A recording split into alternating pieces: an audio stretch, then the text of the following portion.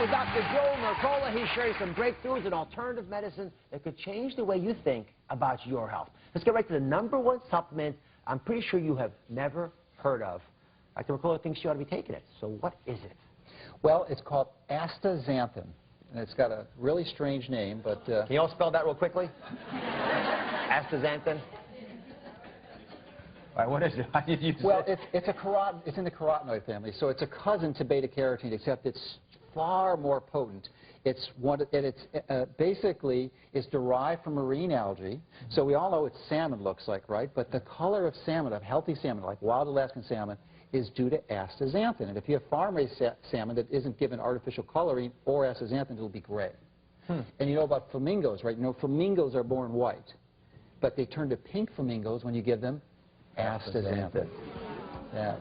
Well, I like that. Yeah. Now, if I understand correctly, you said this supplement is poised to become the next vitamin D. And by that, I mean vitamin D is something that we all recognize, we just don't have enough of.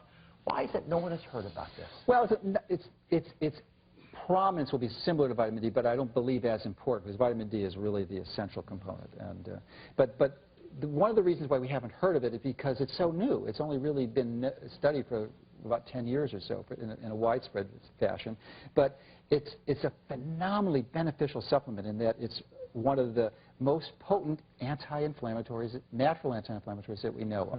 And you know that inflammation is important in so many diseases, not just arthritis, but cardiovascular diseases and cancer. So it's a really important tool to help modulate that. But also there's 3 other major diseases that it's useful in.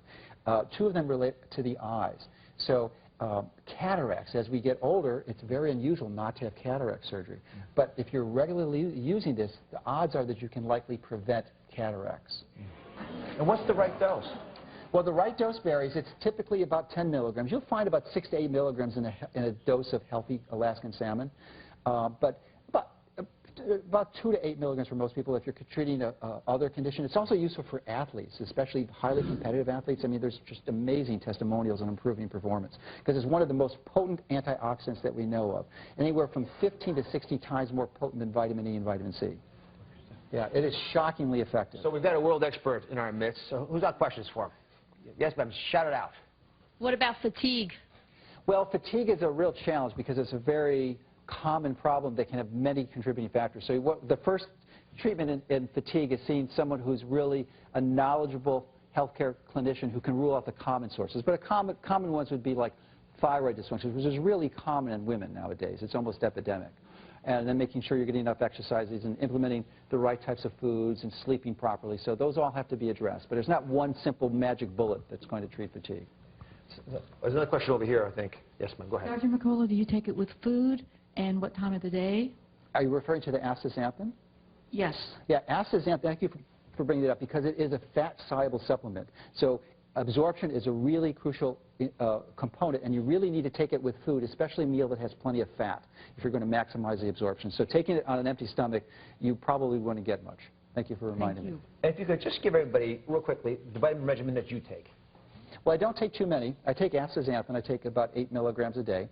And I also take coenzyme Q10, about 300 milligrams a day, and krill oil. I take 2 of those, 1 gram, 1,000 milligrams, and probiotics are good bacteria.